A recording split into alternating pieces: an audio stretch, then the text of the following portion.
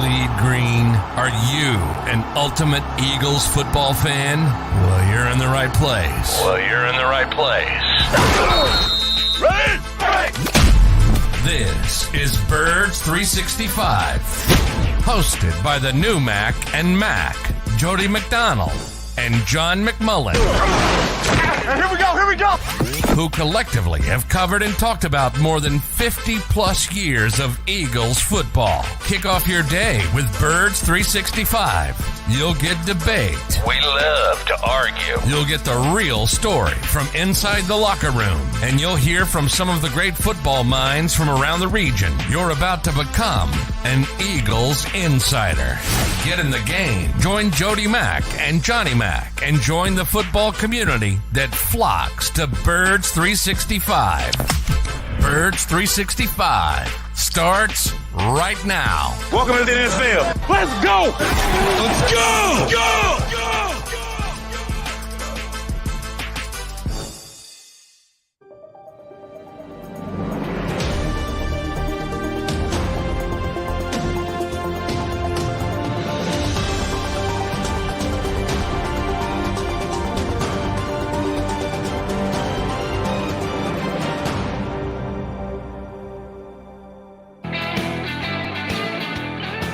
Yeah, you got a couple of Mac and Mac. You got a couple of Eagle insiders. You got a couple of great nerds. And we've also got a couple of wins for the hometown football team. The 2-0 Philadelphia Eagles will be the topic of conversation. Shockingly so here on Birds 365. John McMullen and Jody McDonald here to hang with you for the next couple hours. We like doing things in twos here on Birds 365. Johnny Mack, Nick Sirianni yesterday stuck to the conversation of focus. He believes that his team is focused. He's going to make sure that they stay focused. They're not going to let the fact that John McMullen and Jody McDonald are singing their praises on Birds 365. Yeah, everybody is. The rat poison, Jody, that the nicely packaged rat poison is the story this week. So Nick Sirianni doesn't want everybody listening. There was a spike around the Delaware Valley at the flower shops. Everybody was calling in to get the Eagles their flowers. So this is prime, as they say, letdown territory in the NFL. Short week on the road, division rival. They're the better football team. There's no question about that. But this is prime letdown territory. And even if you acknowledge that and you checked off a couple of the boxes that do usually come before a letdown, are the Washington Commanders, and I got to get used to calling them the Commanders. How long do you think, by the way, they'll be the Commanders? Is there another name change in the offing for the football team we're going to be playing this week?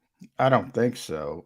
You can only go to that double dip merchandising so many times. They did a wonderful job at that. The rare flower I'll give to Daniel Snyder. He did a wonderful job after finally begrudgingly admitting he had to change the name. You go that long period with the Washington football team so you can sell all those hats and jerseys, and then you can change it, but you can't do it again. You can't. Maybe if he sells the team, which everyone would be thrilled, maybe the new owner could do it.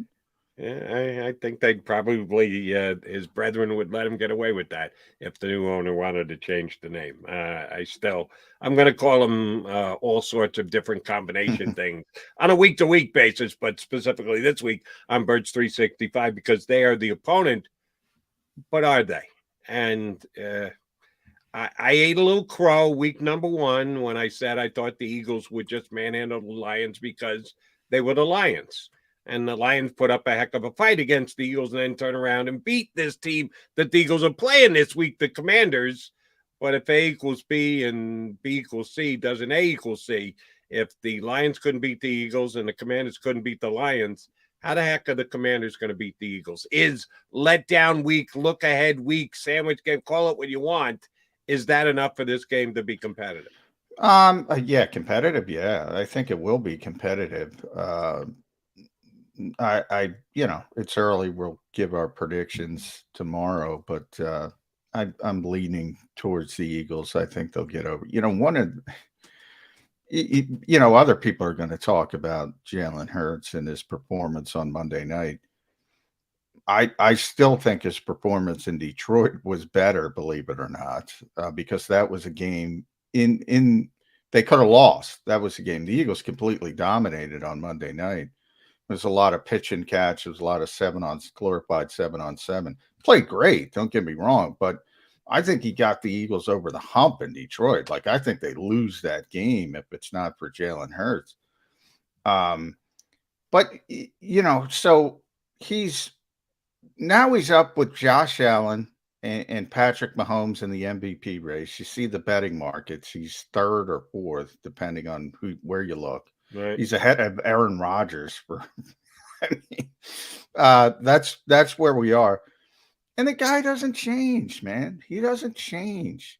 And at the very end of his press conference yesterday, which can be boring because he doesn't say anything, but somebody mentioned something went up on his social media's Twitter, and he said, I don't run my social media. He's got somebody else running the social media, which is what he should be doing. He shouldn't be paying any attention to that toxic nonsense. And he doesn't. And I got to remind myself, this guy's 24 years old because he acts more mature than most 34-year-old people. It's pretty phenomenal. That's the thing I'm most impressed with Jalen Hurts about. So I know from his perspective, he's not, and he says it all the time, and it turns into a cliche. He's not going to get too high. He's not going to get too low, but it's true. You can't tell the difference. He just had the best game. He did something nobody else has ever done in the history of the NFL. Now, those convoluted statistics, we brought that up. Kevin Kincaid actually brought that up. He gave the example of Robert Covington, 0.4. You can put any mark. Where you draw the line. Yeah. But still, 300 yards, 80% passing, 2 rushing touchdowns. Nobody had ever done it before. Right. So there's something to that. I mean, he played very well. And they've been playing football for a long time. Nobody's ever done it before. So it is pretty impressive. Can't tell. So I know now. I don't know about the other 52 guys. They might love their flowers and they might love the adulation, and that might turn into a negative. But the on-field leader, you don't got to worry about. That's an impressive thing. And Sirianni is completely bought into him being the on-field leader. And this is nothing new. He was their on-field leader last year. He's just taking it to another level this year. And when Sirianni sits down with you guys and puts out the message that they have to stay focused, they can't do their reading or grab their flowers or however you want to describe the adulation that the Eagles are getting both here in Philadelphia and nationally this week. It's nice when you got a guy like Jalen Hurts, who is the number one guy who's going to have to deal with it more than anyone else. The quarterback always does. He handles it well. And it seems to be that he's got the ear of every single one of his teammates. There isn't one guy in that locker room that isn't listening to Jalen Hurts these days. If there was coming into the season, they were few and far between. And with the way he's played the first couple of weeks, I think everybody knows that they're going to follow their leader, and their leader is their quarterback. Yeah, and that's it's a big week, obviously. It's Carson Wentz week, and all the comparisons are being hedged up, and I did it as well because you have to do it. But, that's one of the things. Carson, I think, in a lot of ways gets a bad rap because I've always called him, he's just an introvert, but he's playing a position where you almost have to be an extrovert. And people will say, well, Jalen doesn't, on camera, behind the camera, he's very engaging with everybody. He goes out of his way to engage with everybody. He's been taught that since, Nick Saban, maybe even his father as a high school coach, who knows? But he's been taught that, and he takes it very seriously. So anytime, whether it's James Bradbury, and I asked Jalen about this yesterday, Chauncey Gardner-Johnson, even lesser players, Janarius Robinson is like 5 lockers down. He picked up off the Vikings practice squad last week.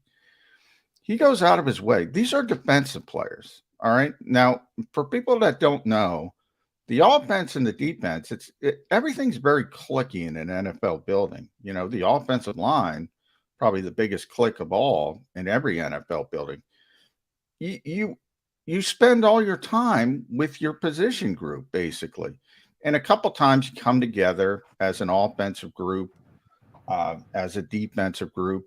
But the offense and defense don't get together very much, except on the field when they're working against each other.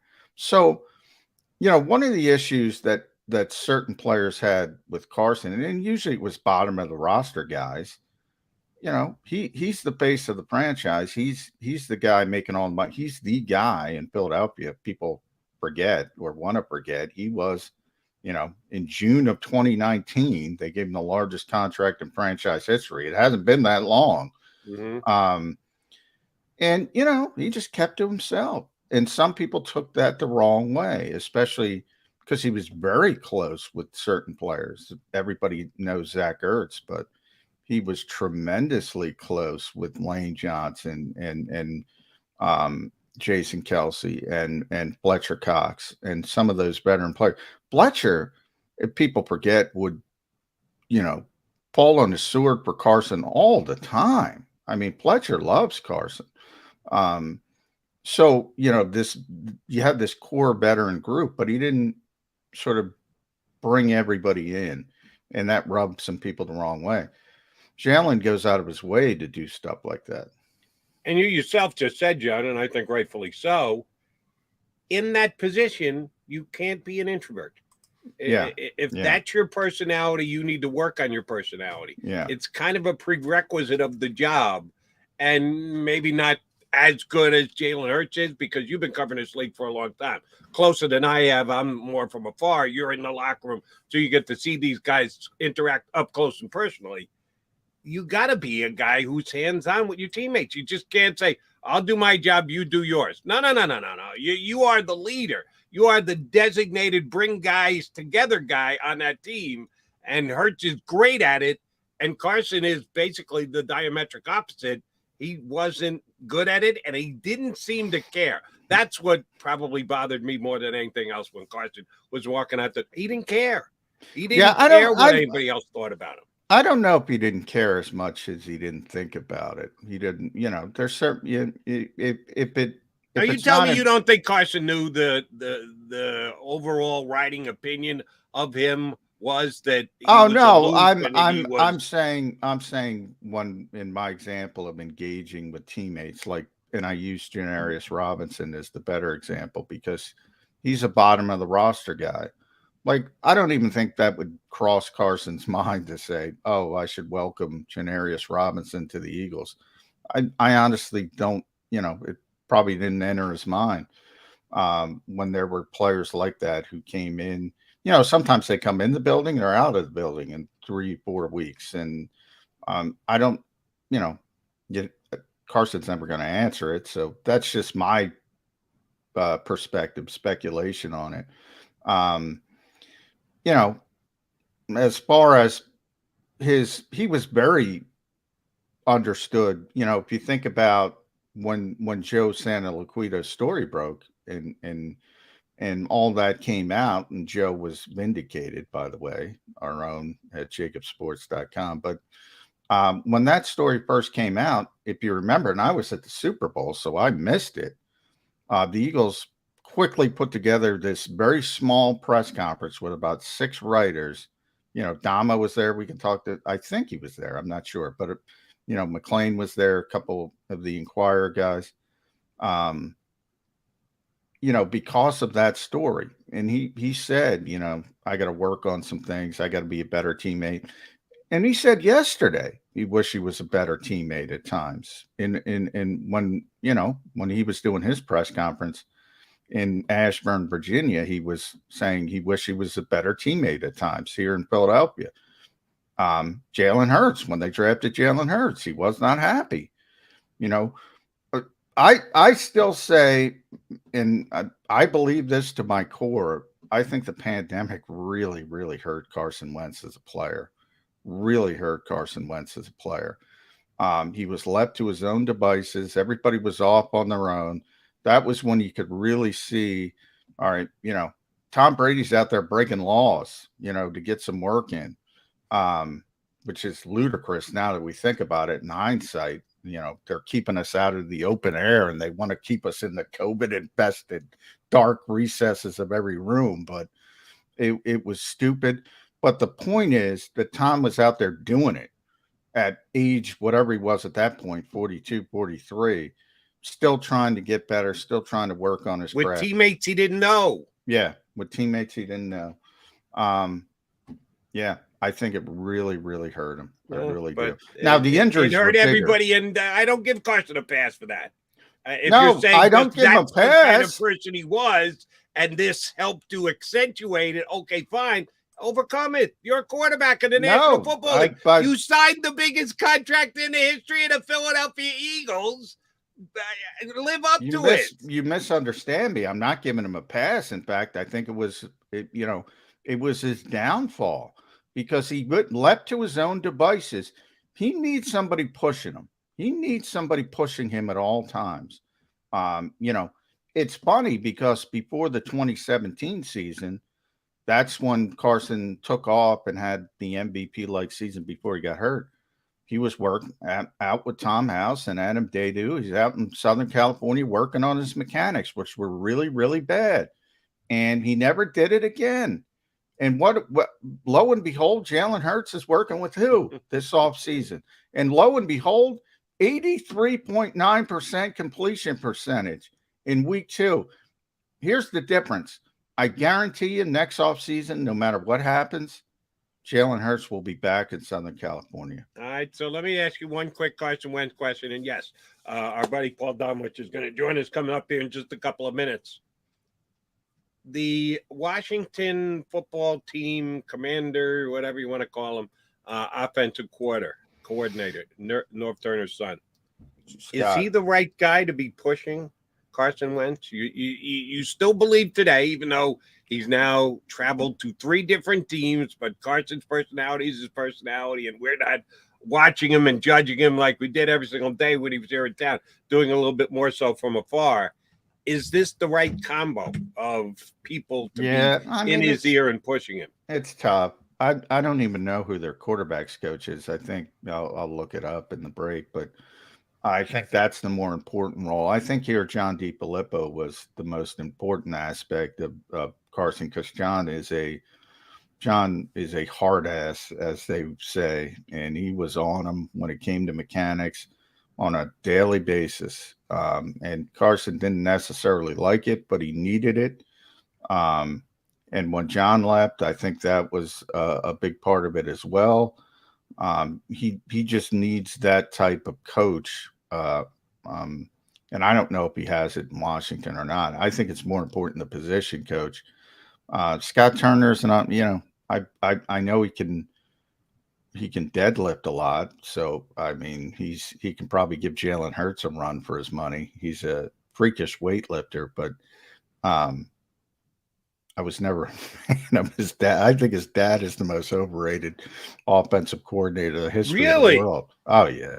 I mean, I think he should be still paying royalty checks to Troy Aikman and Emmitt Smith because they got him 50 jobs and he never did anything after leaving Dallas. Kept getting job after job after job. Just amazing how that happens. Yeah. You and I are going to disagree on that. I think. I know. I've joked for years. It's an indictable offense to criticize Norv Turner in the NFL. Look at his record. No. I'm gonna criticize him, but not the way that you just criticized him. I think he was a damn good offensive coordinator. I think he was a god awful head coach. And there are guys that just can't make that transition. That you can be a great coordinator, you can be a great guy putting together games. And that doesn't necessarily equate to being a good head coach in the National Football League. You're right. Norv got several chances at being a head coach when he didn't deserve a second after the first fiasco that he had. But that does not mean that he wasn't a good offensive coordinator. Yeah, I mean, he obviously, Barry Switzer could get that Cowboys team to win a Super Bowl. So that tells you a lot about the talent. Then he got the head coaching job. I hear what you're saying. he was the offensive coordinator in San Diego for a year, for Miami for 2 years, for Oakland. Then he was the head coach in Oakland. He got 1 year in San Francisco as a coordinator. Then he was a head coach again. He got 1 year in Cleveland as a coordinator. He got a couple years in Minnesota before Zimmer blew him out. Then he got a couple years in Carolina as a coordinator. 1, 2. He was never successful after Dallas, ever. And he got 3 stinking head coaching jobs. I don't understand the head coaching job, I'm not going to argue with you. But some of those teams you just rattled off were pretty good offenses that he was the coordinator of that had good years offensively. I think if you look at it, if you break, there's so much. First of all, because he kept leaving because he either wasn't successful or they were handing him another head coaching job for some bizarre reason. Which was a mistake. Yes, yeah. I agree with you there. Yeah, no, he wasn't good. That's the narrative. And believe me, I'm in the minority here, Jody, because I've told this to a lot of people around the NFL. They look at me cross-eyed. I mean, the success isn't there. You can make excuses, and there's a lot of, and I call them explanations. I shouldn't use that term. There's a lot, you need talent. Nick Sirianni says, show me a good coach, I'll show you good football players. Most overrated offensive coordinator I've ever been around. Yeah, I'll say I don't agree with that. The most overmatched head coach who continually got jobs after it was proven that he wasn't good at it. Yeah, that I'll sign on with you. Overrated offensive coordinator. I don't think that's fair, and I don't think the numbers show that. And by the way, that's not Scott's fault either. I'm not putting Scott. Right, I asked him about his son. It has nothing to do with the job that he's doing for Washington, but I don't know that he's the guy. If he's threatening Carson Wentz to bench press him if he doesn't lead this team, that might actually be something. And he might beat me up for criticizing his dad. All right, we are the Mac and Mac guys, Jody McDonald and John McMullen. Quickie timeout. Then we come back with our bud from the 33rd team, and he writes for us on Fridays here on JAKIBSports.com. Paul Dunwich up on Birds 365 next.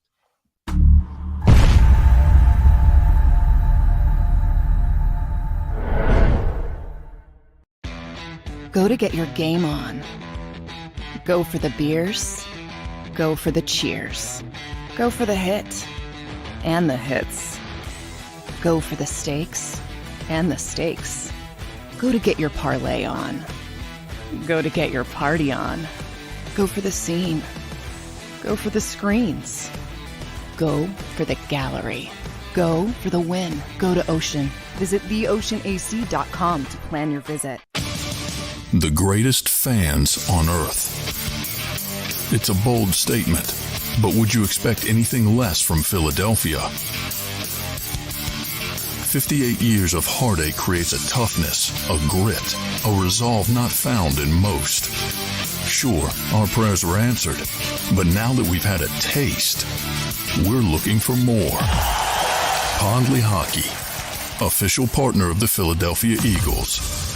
Action News at 11 with Rick Williams. It's the team you trust to bring it all together. The stories that impact your community, a sports roundup for the locals, and the AccuWeather forecast you depend on. Action News at 11 with Rick Williams. Go passionately. Go fearlessly. Go confidently. Go Birds! Go confidently towards your goals with First Trust, Philly's hometown bank for nearly 90 years, and the official bank of the Philadelphia Eagles. We're focused on getting you over the goal line. So go with conviction, go with trust, Go Birds! And go forward with us by your side.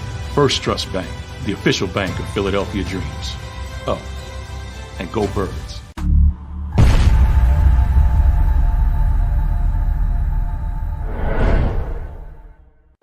Welcome to Pondley Hockey. We've helped over 100,000 injured and disabled workers obtain benefits, as well as some of the biggest settlements in the state. If you've been injured at work, give Pondley Hockey a call.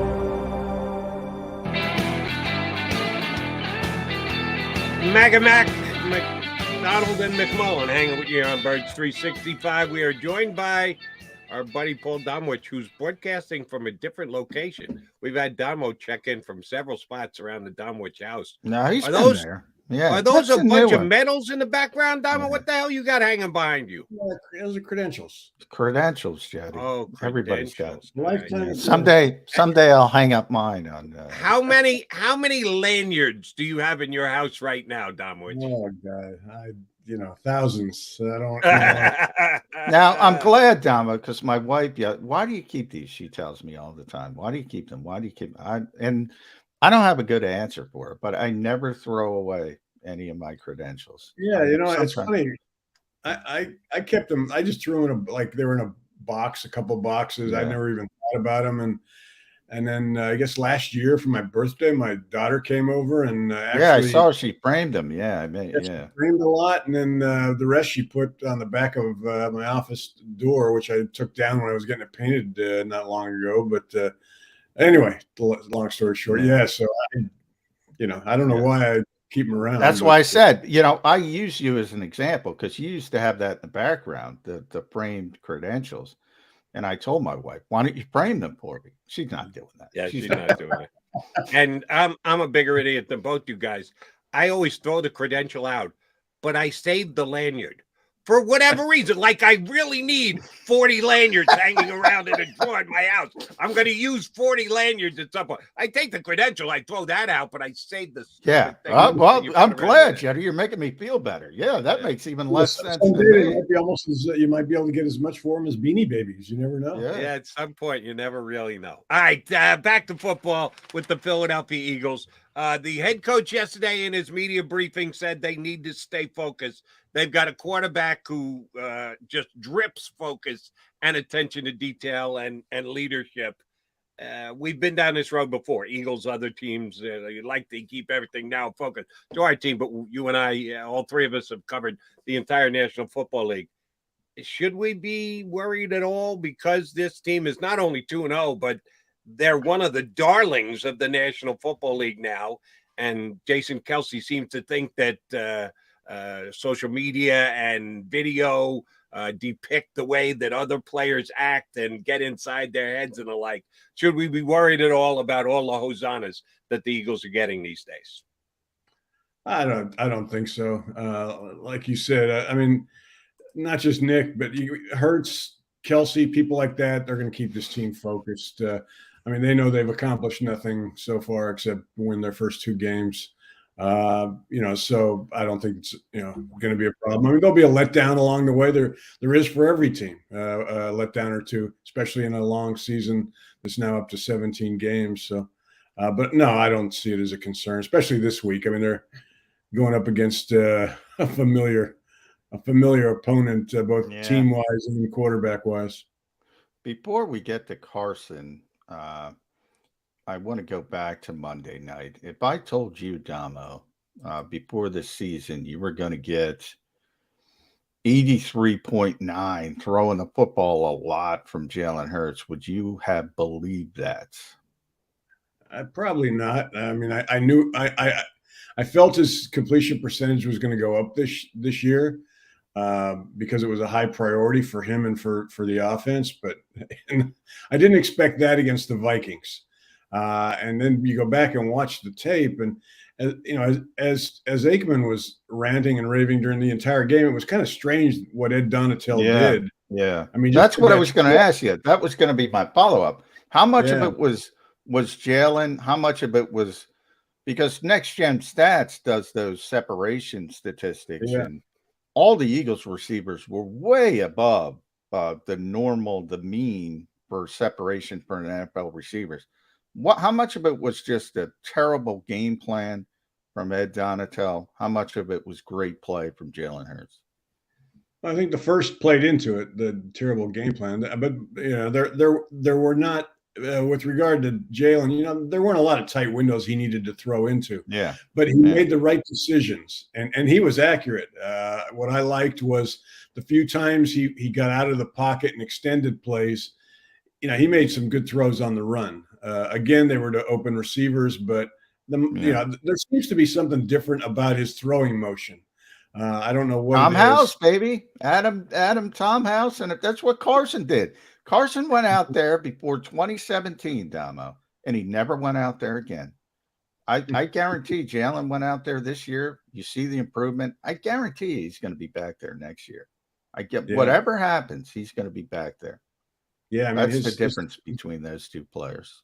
His accuracy so far has been impressive. I mean, if you take away, and even in the first game, you throw out all the throwaways he had, the 2 or 3 batted passes. He had a decent completion percentage in that game too. So, but yeah, Monday night was in another planet universe. All right, so the Eagles take on the Commanders with their quarterback being Carson Wentz. Which is a bigger factor this week? The relationship that Carson Wentz had with the guys who are still on the Eagles, who were here when Carson was here, and doesn't it seem like about 4 or 5 years? It's 1 year. Carson's only been gone 1 year, but it seems like a lifetime. There are still many a player on the Eagles who were here when Carson was here, including their current quarterback. Or the fact that they know Carson. They know Carson's tendencies. They know what Carson will do on a given play, facing a certain type of pressure. Which one has a bigger effect in the game?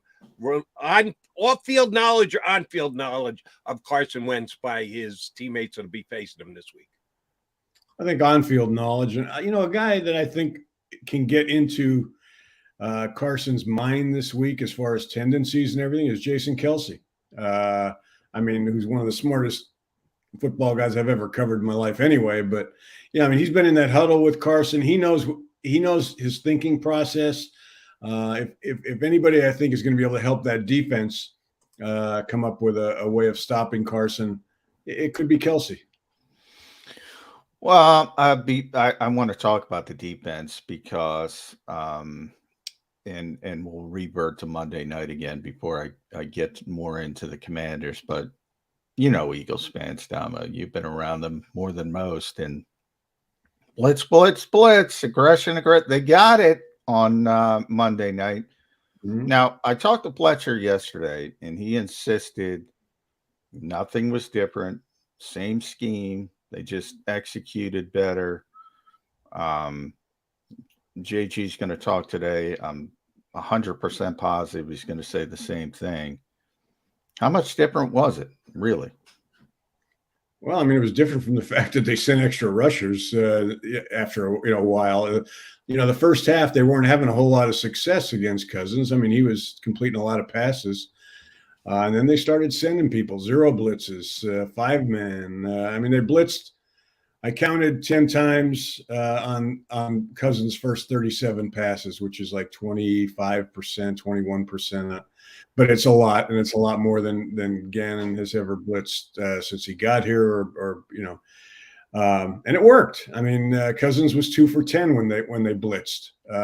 Both of his interceptions, two of his 3 interceptions were when they blitzed. So, I'm not exactly sure, what Fletcher means when he says we didn't change much. If you're sending more people after the quarterback, of course you've changed. Well, he was speaking of what they generally say, and if you're successful on first and second down, or first down more, you can be more aggressive on second and third. They had a lot of second and third longs, but they had a lot of run blitzes as well to try to get in that position. So I do think, if it's 3rd and 2, you're not blitzing. You can, but it's not going to work. And they did this on first down some, and what Jonathan Gannon does a lot. He does a lot of zone blitzing because he's got Reddick up on the line. They line up 5 people, 2 standing quite a bit. Yeah, and then they'll blitz 4. It's just that you don't know if Reddick's going to drop or be one of the rushers. So. I don't know that they'll blitz as much. They did in the first game. They blitzed, I believe, about 21%. I want to say. So yeah, I think it was 24. Yeah, maybe. So they were 13th in the league. Yeah, so like you said, Eagles fans tend to over-exaggerate. They want everybody to be Jim Johnson. They did the same thing with Jim Schwartz, who didn't like the blitz a whole lot either. But I think we're going to see a happy medium here. He's good. especially there's going to come a day at some point when, Nakobe Dean is actually going to get on the field. And not coming soon if TJ keeps playing like that. TJ apparently not. Yeah. But, so I think we're going to see, they're going to sprinkle in a fair share of blitzes. It's just not going to be a heavy dose.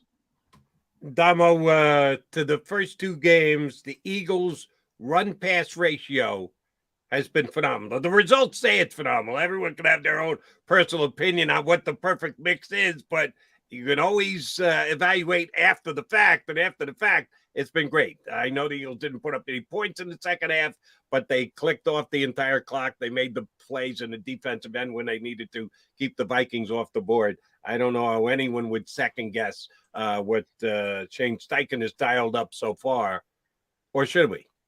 We're nitpickers at our core, and we'd like to nitpick, but you can't really with the results, can you? No, it's pretty hard to find holes in what go right through that. About the only hole I can find, Damo, is they're not getting 500 yards a game. They're only getting 470 plus. Number one in the NFL offensively. Damn. Yeah.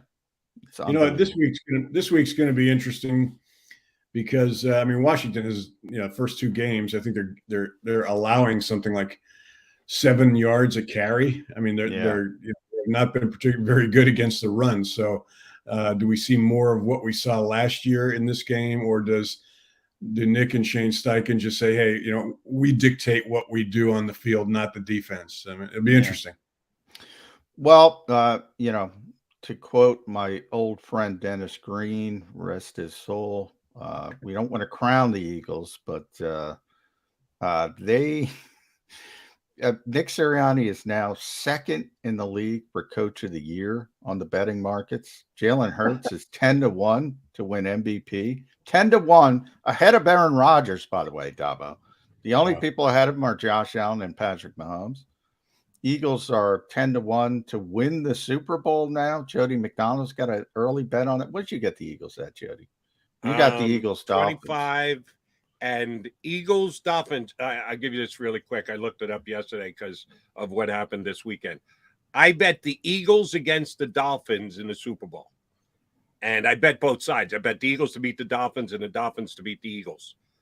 500-1 when I bet it back in August for it to be a Dolphins-Eagles Super Bowl for someone to win. Checked it yesterday, down to 160. If you want to take the Dolphins versus the Eagles and pick the winner, you get 160-1. But that's down from 500. So I've already made a good bet. I may or may not cash it, but it's the way the results have gotten the first couple of weeks, it's been a good bet. I think Airbnb's got a big spike from the Delaware Valley for early February in Glendale, Damo. How good is this team? Do they have a Super Bowl ceiling? One benefit they have is they're in the NFC instead of the AFC. There are about 6-7 teams in the AFC that you could including the Dolphins, that you could say, hey, good chance they could be in the Super Bowl in Arizona in February. You look at the NFC right now, you got Tampa Bay and then a cast of others, including the Eagles, who are right now probably at the top of that list, which would put them in the NFC Championship game. They've got an easy schedule that for the first 10 games, it could have them 8-2, even 9-1 if they really continue to play well and give them a chance at home field advantage in the NFC. So, this is certainly they've got as good a chance as anybody in the NFC right now to make it to Glendale. There we have it.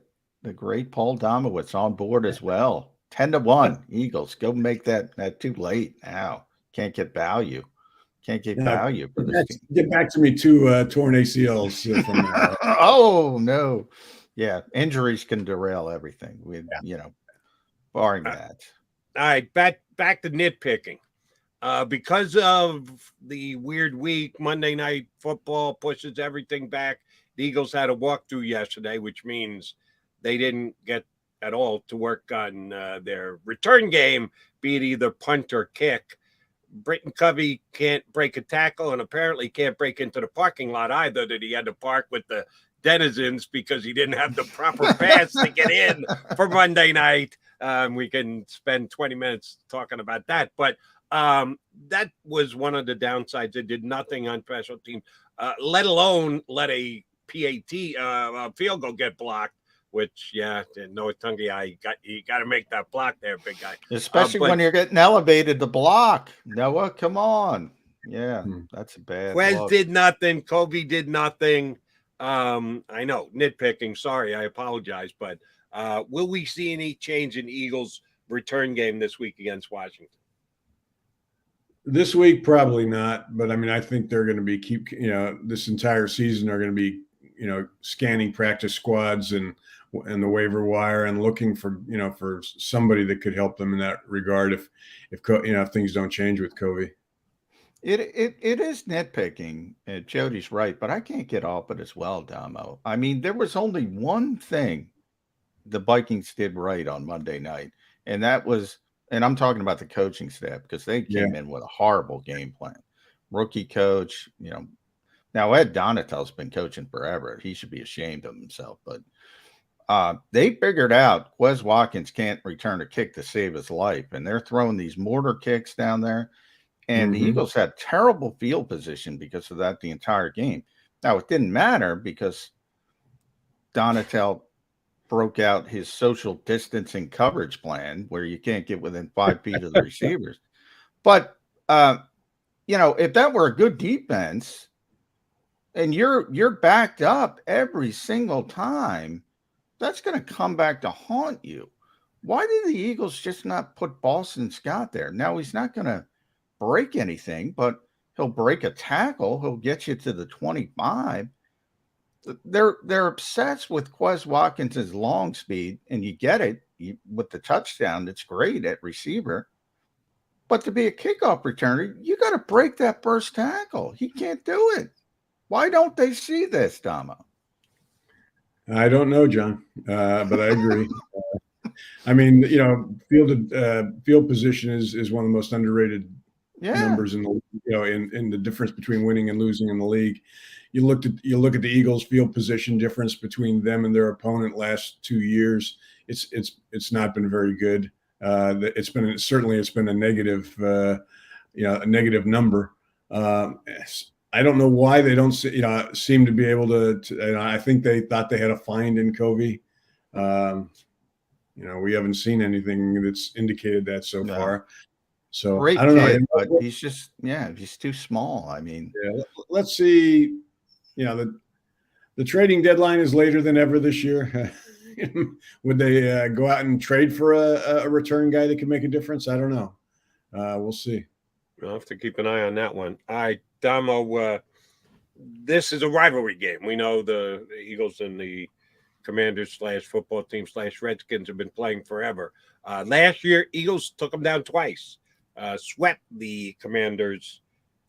Does revenge play any factor here? Does the rivalry is a new quarterback with Washington? Yeah, we know him pretty well, but he's never played with them before. Every year there's roster turnover.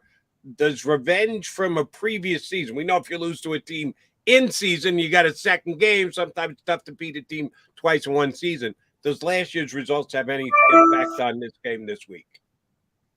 I don't think so. I think the biggest thing that's going to make a difference, if there's going to be a difference, is the fact that it's Wentz a quarterback, not because of the familiarity, but because he's a better quarterback than Taylor Heineke. So far in the first 2 games, he's run hot and cold. He's looked very good at times, as he did in the first week. After basically putting him in a hole with 2 interceptions, he saves their bacon with 2 late touchdown passes.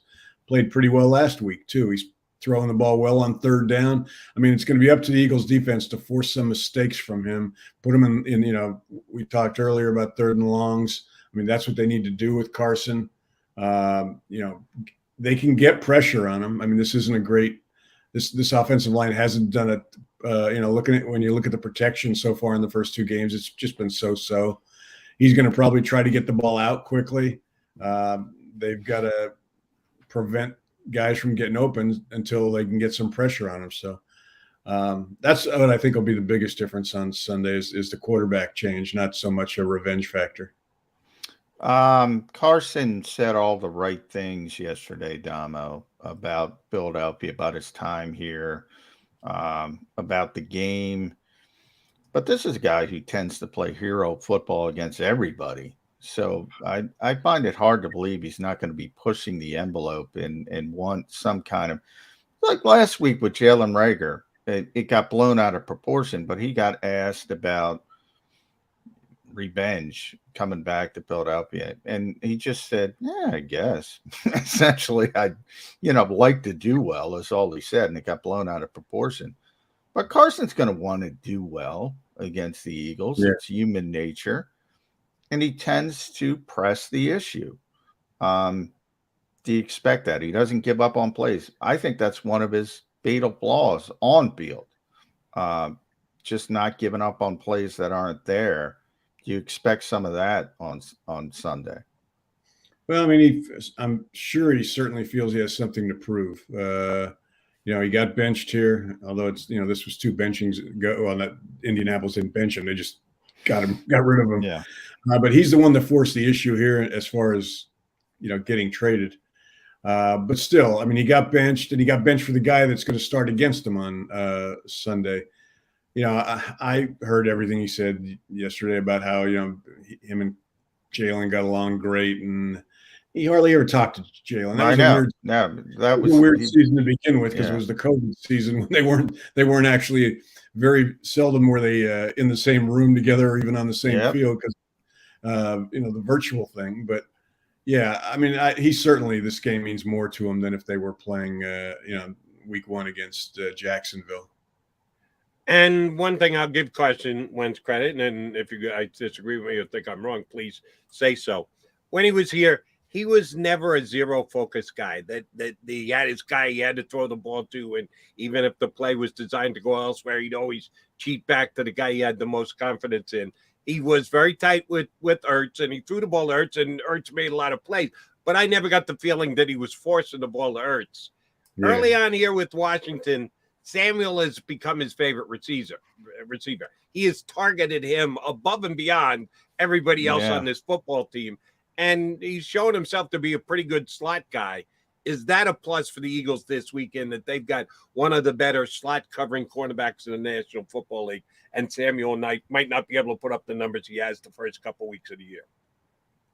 Yeah, but I mean, looking at the numbers, while he's thrown a lot to Samuel, I mean, he's using all of his receivers. I mean, and he's got good ones. I mean, the rookie Dotson, McLaren obviously is terrific. So, I mean, he's got some dangerous weapons, and the Eagles can't afford to make make mistakes against this group. It'll be interesting to see. We talked earlier about, what Gannon might do against them. I mean, is he going to play much press? Is he going to play off coverage? Are they going to blitz a lot? A lot of it's always a cat and mouse game. I don't know. It'll be interesting to see what Gannon thinks is going to work best against this quarterback and these receivers. But big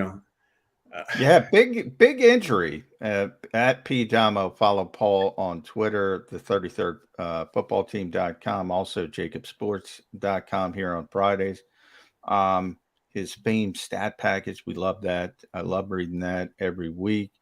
Chase Roulier, I hope that's how you pronounce his name. It seems French to me, but he's a pretty good center, and he got hurt.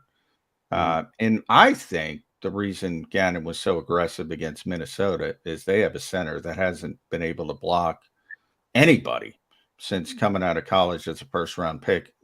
Good run blocker, but terrible in pass protection. So I give JG a lot of credit.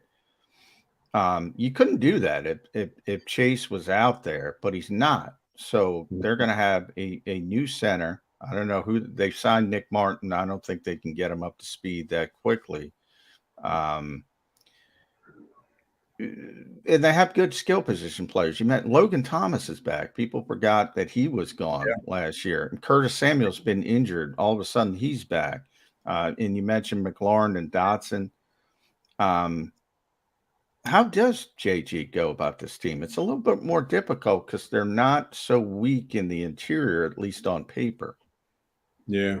Well, I mean, what they said. I mean, Wentz was sacked, 5 times last week? Yeah, but that's kind of like Carson running around like a knucklehead. Part of that.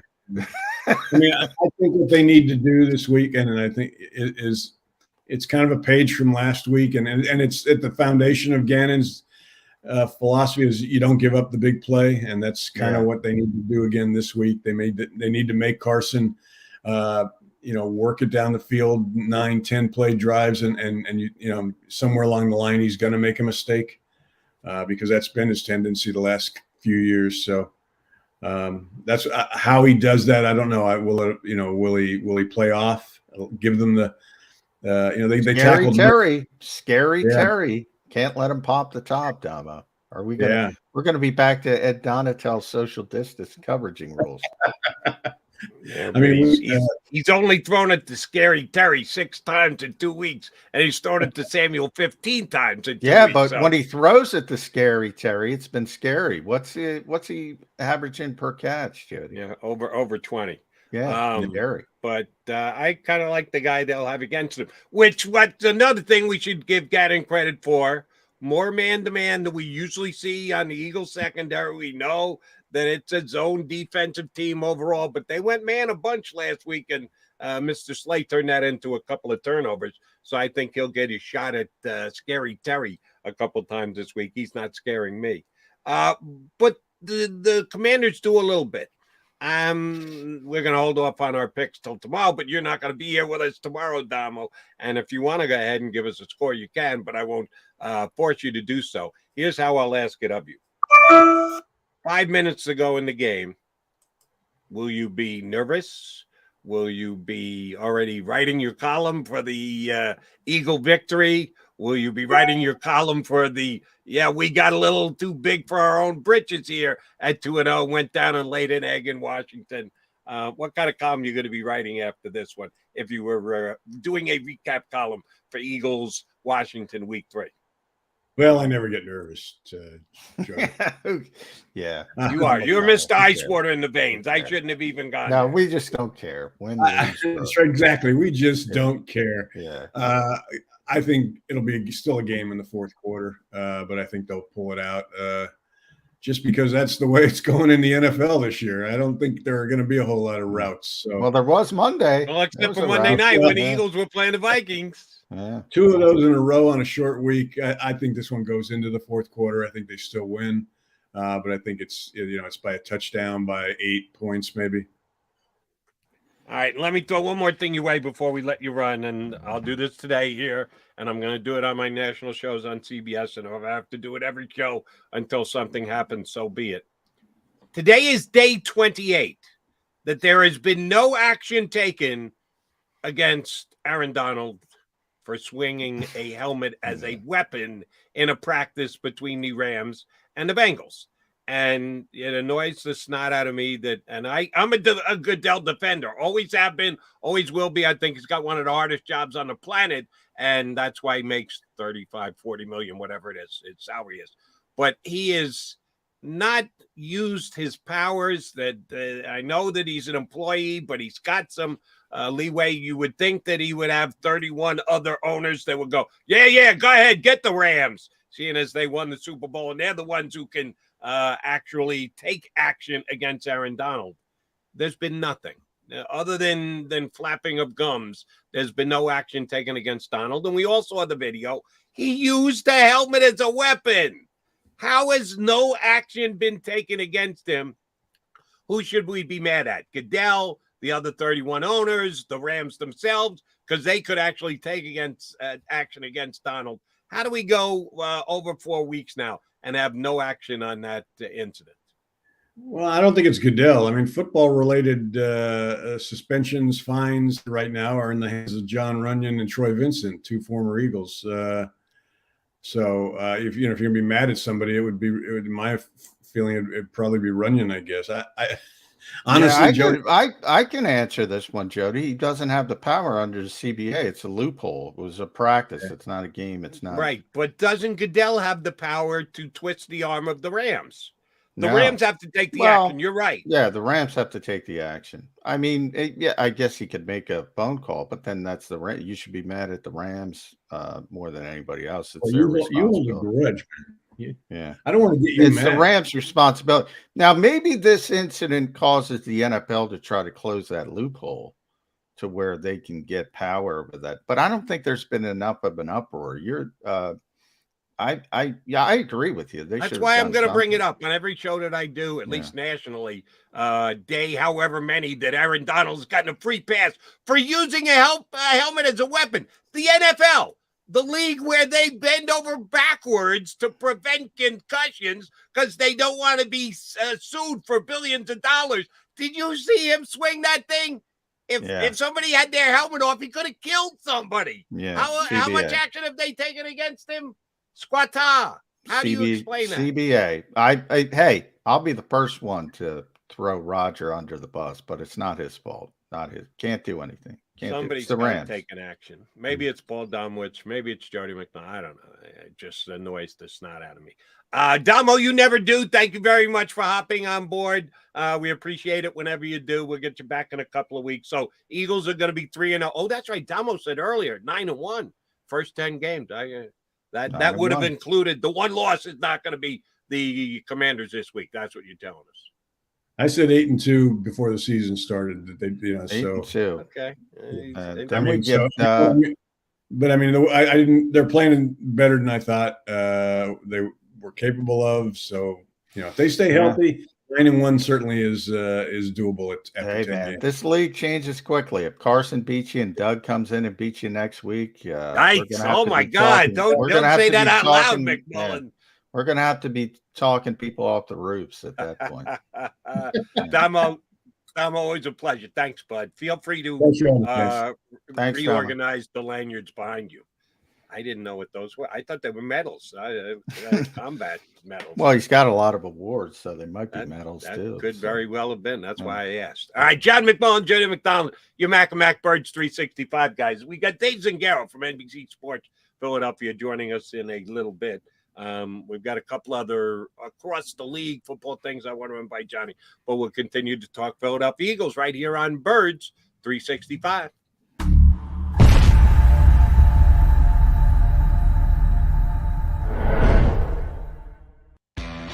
Go to get your game on. Go for the beers. Go for the cheers. Go for the hit and the hits. Go for the stakes and the stakes. Go to get your parlay on. Go to get your party on. Go for the scene. Go for the screens. Go for the gallery. Go for the win. Go to Ocean. Visit theoceanac.com to plan your visit. The greatest fans on earth. It's a bold statement, but would you expect anything less from Philadelphia?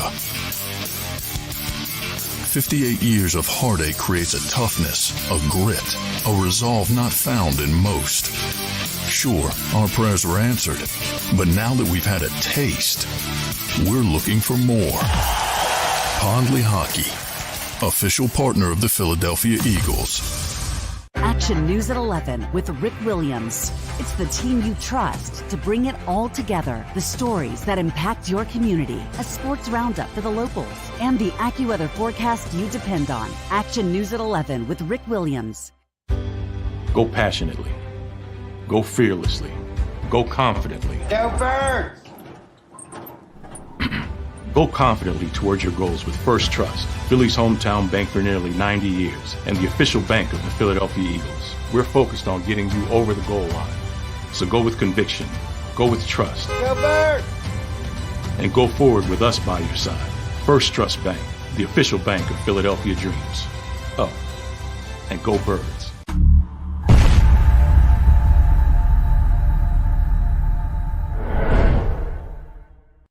Welcome to Pondley Hockey.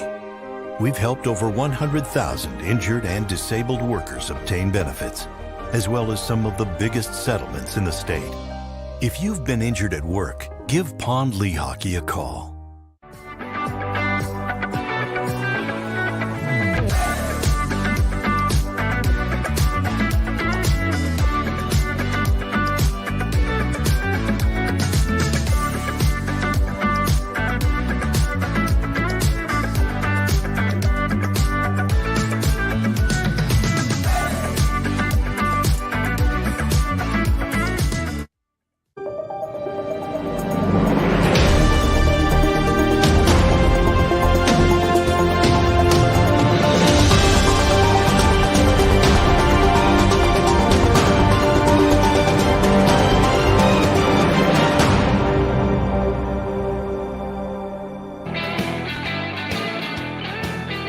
Mac and Mac guys, John McMullen and Johnny McDonald hanging with you on Birds 365. Yes, countdown to Sunday now underway. Coming up, the Commanders in Washington. Your favorite place to cover a game, right, John? Best stadium in the NFL. I actually know somebody who I will not mention his name, but got suspended for calling FedEx Field a dump. He got suspended by his newspaper. I'm like, come on, everybody calls it a dump. It's a well-known dump. It's the worst stadium in the NFL. I had never heard any. The only thing I heard more ridiculous, you mentioned, I should have brought it up earlier, is that Britt and Kobe couldn't park in the players' lot. I mean, come on, Eagles. What? Certain things bother me. And FedEx Field is a dump. A guy who is referenced here from time to time on the show, and I saw him. I don't get to see him. You see him every day. But when I did the show for WIP from camp, got to see Big Dom. Just gave him a little bit of a wave. I think he knows who I am. I know who he is by sight. I don't know him personally. You guys do. Is that his gig? No, somebody's got to get Britt and Kobe a pass. How does he not have a pass to get into the parking lot? Are we saying because he's shame on Kobe, shame on the Eagles? Here's the deal, because he's technically on the practice squad still. So he had to get elevated. It's a weird, typically for a Sunday game, it's another weird, you talked about why is Aaron Donald not suspended, because the NFL doesn't have the power to suspend him. But there's all these weird arcane rules. One of them is practice squad elevations. All right, for a Sunday game, the Eagles have to make their practice squad elevations on Saturday, by Saturday at 4:00. There's more time. Because it was Monday night, the NFL doesn't do transactions on Sunday. The only day they don't do them. So you got to hold off until Monday. So the Eagles, of course, do it at the last minute. Competitive advantage. Oh, that competitive advantage for Coach Sirianni. The only thing the Vikings did well is block a kick because of Noah Tungiai. Britt and Kobe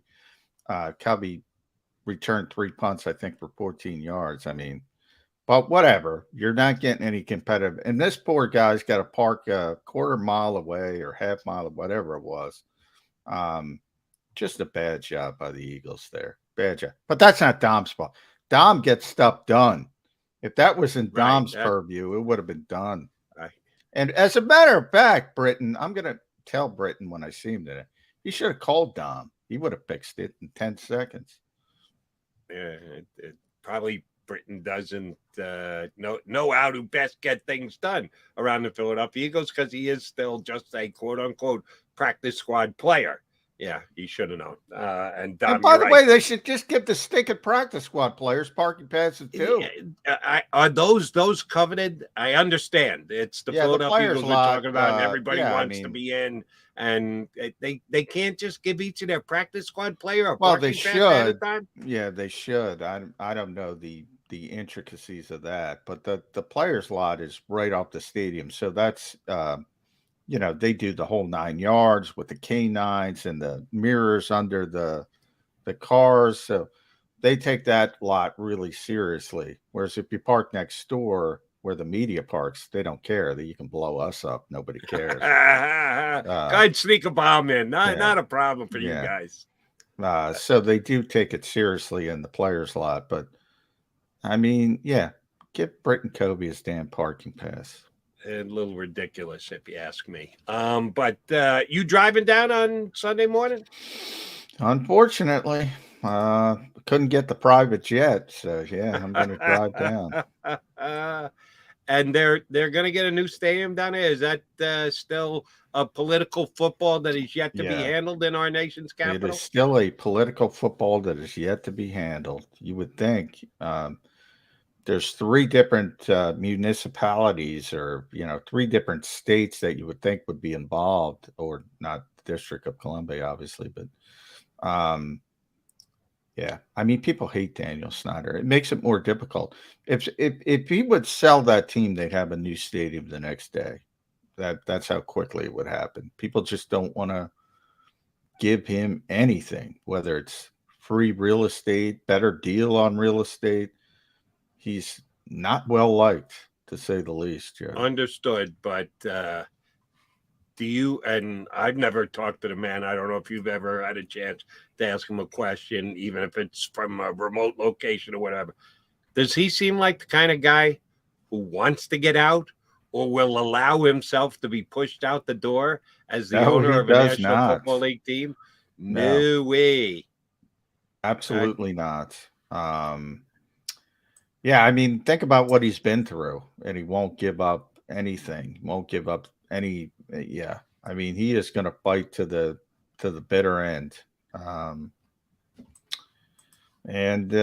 know, the organization. I mean, that. Let's be honest. I mean, Eagles fans don't want to hear it, but in the Joe Gibbs, Jack Kent Cook day, I mean, that was one of the marquee organizations in the NFL, and no longer. It is a disaster area. They are. Now, people love Ron Rivera, and so do I. I mean, that's a class guy. By the way, I'm keeping track of this all year. Kevin O'Connell did not do his conference call with the Philadelphia media. Ron Rivera did. Prior to? Yeah, prior to the game. How do you dodge that? Isn't that like mandatory? No, a couple years ago they made it optional. It's no longer mandatory. It used to be mandatory. It's funny though. All the veteran coaches do it. I don't know if it's because they're used to it or, you know, they're more professional. I don't know. You get these young coaches, they don't want to be bothered, you know. And I think it's, you know, Mike McCarthy, he'll do it. Ron, he does it. You know, I don't know. We'll see. Brian Daboll, we'll see later this year. He's a new coach. O'Connell didn't do it. Dan Campbell did it. He's been around a long time. Yeah, I'm keeping track of that. A question for you, Mr. Eagle beat writer. On the conference Doug will do it. What's that? Doug Peterson will do it. Yeah, you got Dougie P coming up in a couple of weeks. On that call, is it just the Philadelphia media and the coach of the visiting team or the opposition? Yes, each and it's up to like a lot here, you know, a lot of people cover the Eagles. It is the largest media contingent in the NFL, even bigger than New York. More people cover the Eagles on a daily basis than any other team in the NFL. It's been that way for years. Speaks to the passion of this city for football. It's the reason we're here, by the way. Yeah. So, you know, we always request the opposing coaches. There are other cities there don't even request the opposing coach because there's not a ton of people covering the team on a daily basis. So that's one issue. There were times where coaches would show up to these conference calls when it was mandatory, and there'd be one team employee on the call, and they were like, why am I wasting my time? So that's part of it. It's not just guys saying, I don't want to do it. But here in Philadelphia, you know, we always got 10 guys doing it, you know, minimum, might be more. And when Peterson does it, you're going to have 30 people on a stinking conference call. So, you know, it is always interesting to me, you know. Now, maybe Kevin O'Connell wasn't informed, like there'll be a lot of people on this call. I don't know. I don't know the intricacies of how things are handled.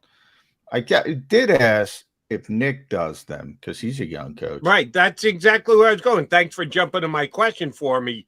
Do you guys ever request information after the fact from questions that Nick might be asked by the other team's media prior to the game?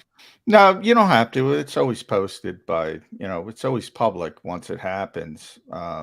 So you can listen to the call. You're not on the call, but you can listen to the call. So you can listen, but you can't ask a question. No, it's only for opposing media. So the only people on these conference calls are the opposing media. So in the case of last week, Kevin O'Connell didn't do it. Would have been with Philadelphia reporters. Nick wasn't requested by Minnesota. They didn't even bother requesting him. Didn't. And I did ask if he does it when he's requested, and the Eagles said yes. Every time he's requested, he does it. But he wasn't requested. Do you know if he's been requested by the Washington media this week? I don't. I assume he is, but I don't. If he has been, I was going to call him the R word. Have you ever listened in to one of the sessions that he's had with opposing teams' medias? Yeah, I probably have once or twice. Not often. It's not that interesting. It's, Yeah, but you never know when a nugget's going to fall, John, when somebody from another well, that's generally when I listen. A big question. When that's when I listen. When somebody gets something interesting, I'll say, "Oh, and I'll listen." And sometimes coaches are more honest with the opposing media than they are with their own. So yeah, it can be helpful, but it's usually, they're going to get it first. So, when they say something interesting, I listen. When they don't, it's a waste of time. But how do you know ahead of time? Is it posted after the fact? It's posted after the fact. It's posted after the fact. You can go back and listen to it. Yeah. Gotcha. All right. They have the information first. That's, it's designed for the opposing media, not us. Understood. But you're saying it's there after the fact that if you want to go, oh, I can't believe Sirianni said that. There's a place you can go and get the exact quote that he puts out there. Yeah. And by the way, you will never, ever have to say that about Nick Sirianni. Oh, I'm surprised he said that. Well, I don't know about that. There might have been one or two surprising things that he said over the course of a year and change. All right. Again, in case you're just tuning in, Johnny ran these numbers out earlier. Jalen Hurts has moved up to number 3 or 4 or 5 in the MVP of the National Football League standings. Now, we know quarterbacks are going to be at the top of these lists every single year. This is no great surprise. Josh Allen, number 1, Mahomes, number 2, Hurts. I think Herbert, Tua, and these type guys are going to be in the top 5. But that's how good a start he's gotten out to. But there's also no worries, because when something like that happens with a second-year guy who's still on his rookie contract, who was as scrutinized as any player in the National Football League. You talk about the media here in town. Well, the fan base here in town is the same thing. It's as passionate, it's as diehard, it's as involved as any other fan base in the National Football League. Nobody gets talked about more than the quarterback of the football team here in this town. And there was a whole bunch of people that questioned Jalen Hurts coming into the season. He's quieted those people. I don't know that he's eliminated those people, but he has quieted those people. And you would think that that could be something of a concern, that a guy moves from number 20 or wherever he was in the MVP rankings before the year started up to number 3 or 4. That's the kind of thing where you go, maybe he's reading his press clippings. Maybe that a little too much is coming too fast. But you say that is not the case with Jalen Hurts, as grounded an individual as you've covered in the NFL in a while. Yeah, pretty amazing. I give Nick Saban credit for that. I really do, because people say the same thing about Mac Jones. They say the same thing about Tua. He ain't great, because remember, Alabama, you're never expected, literally never expected to lose. One loss is catastrophic. It's a different standard there, and you're constantly getting flowers because you're constantly beating up on people, and then the rare time you don't play well, you just get eviscerated. And these are young kids, obviously, in college. So in a lot of ways, it's even more pressure playing for Alabama than playing for an NFL team. So he's been well-schooled. And I've never seen anything like it for somebody. I really haven't. It's just human nature when people say nice things about you to say, hey, I'm pretty good. And he doesn't do it. It's same guy. Same guy after that Giants game last year, after that Carolina game last year, where he's just played not well, to be kind. And then he plays this game It did something again that nobody in the history of the NFL has done. Same guy. Same guy. And he's handling his business very well, and it really shouldn't come as a surprise. So even you go back to when he was on the team with Carson Wentz, people were saying, this kid is pretty cool-handed, that he doesn't let anything faze him. He's being thrown into the deep end of the pool. He's replacing the highest-paid player ever in the history of the Philadelphia Eagles, that his emotions didn't swing, and he played with a certain poise and patience on the field. By the way, who had Jalen Hurts getting more money than Carson Wentz? Because it's coming. It's coming. Yeah, it is. All right, since you went there, I'll follow up. When does Howie put the call into Jalen Hurts? Well, he can't. It's after the season. He can't. Not eligible for an extension until after the season. John. No, you can't, Jody. John, you can't. You know what I'm talking about here. I'm not talking about getting something done. I'm talking about getting a bottom line laid out, a goodwill, good feelings, good tidings conversation with the agent. I'm not talking about an announcement, because I know you can't do anything until after this year's contract is come and gone, but you can certainly lay the groundwork for a potential deal to be done. So you're telling me it doesn't happen because nothing can be done till after the season's over and done with? Yeah. And even if you wanted to break the rules, I'll put that in quotation. Even if you wanted to go down that route, say what you want about Howie. A lot of people like him, more people dislike him. Not a stupid man when it comes to contracts. He's not making the call after week 2, blowing out Minnesota. He'd be making the call after the Giants game. Hey, we Giants game last year, the worst point. That's when he make that call. Not the highest point, the worst point. It's always about the evaluation of the player. And it's interesting because the Eagles can say whatever they want to say. They did what they did in the offseason. They can, if everything goes like people's going to go, right? Nick Sirianni's going to win Coach of the Year, and Jalen Hurts is going to be the MVP, and the Eagles are going to win the Super Bowl. Let's talk pie in the sky, Jody.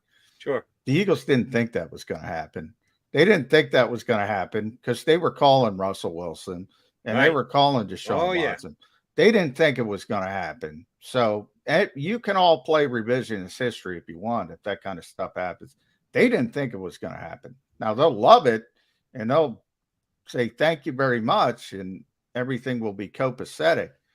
But, they did what they did. And, Jalen Hurts has been spectacular after 2 games, second-ranked quarterback in football, number 1 passing quarterback. Think about that, Jody, from Pro Football Focus. Number 1 passing quarterback in football through 2 weeks. Very small sample size.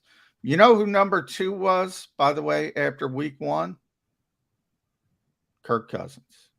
Oh, okay. And then the Eagles got all of them. Yeah. Good point. And you're right. Howie knows the acumen, the rules of engagement when it comes to negotiating contracts. But it's a 2-way street. Jalen Hurts' agent is who? Nicole Lynn. So if Howie Roseman walks in today and there's one of those little pink pieces of paper messages that his secretary left on his desk, and it's sitting on the top of the pile and it says Nicole Lynn, are you telling me he's not returning the call? No, he'll return the call. But if Nicole wants to talk about anything, he'll say, we can't talk about that now, Nicole. Okay. He calls just to make sure that Howie realizes that he's the number 1 rated passer 2 weeks in the National Football League from Pro Football Focus. Just in case you'd missed that, Howie, I just wanted to point that out to you in case you weren't quite privy to. Oh, yeah. That's the only point I'm making, is that it's a 2-way street. Howie's right. You're right. Why would Howie negotiate off Jalen Hurts having his best game ever? That would be dumb. Oh, but if you're Jalen's agent, this is exactly the week that you make the call. And he can't negotiate. That's what you say. I can't. There's no need to worry about this until after the season. No need.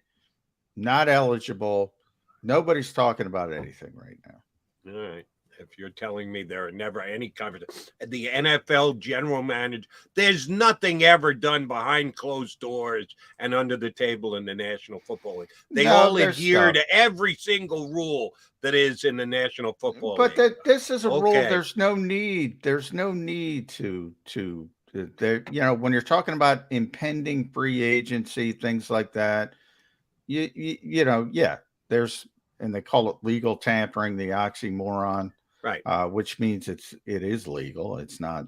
That's why it's an oxymoron. But that in this instance, it's hard and fast. It's like substance abuse penalties back in the day and PED penalties versus personal conduct. One was hard and fast. The other one was open to interpretation. And I'm interpreting that at least one of the two sides would like to have a feel-good conversation this week. All right, he's John McMullen. I'm Jody McDonald. We're your Mac guys. Oh, we see you in the green room. It's our buddy Dave Zangaro from NBC Sports Philly. He's going to jump aboard next year on Birds 365.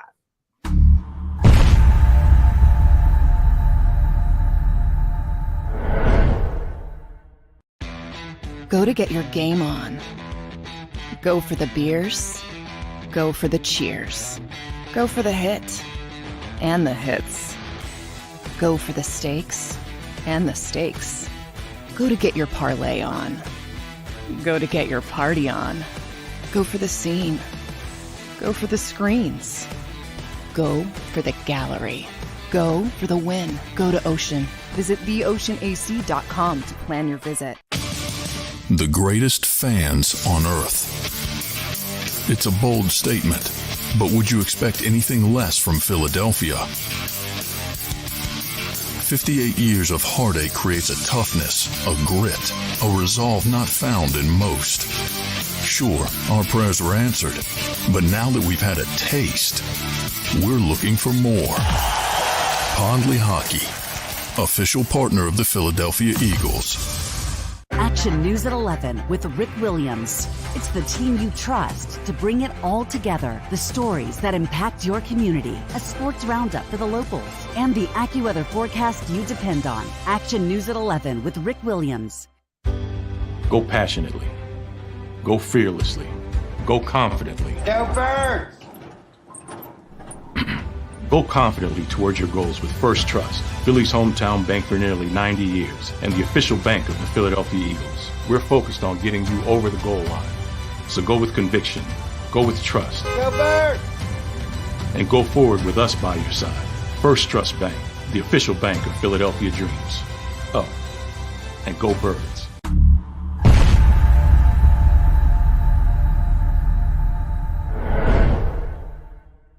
Welcome to Pondley Hockey. We've helped over 100,000 injured and disabled workers obtain benefits, as well as some of the biggest settlements in the state. If you've been injured at work, give Pondley Hockey a call.